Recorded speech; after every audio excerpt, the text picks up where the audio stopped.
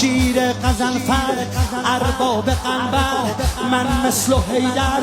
الله اکبر مولانا حیدر مولانا جان حیدر ضربان حیدر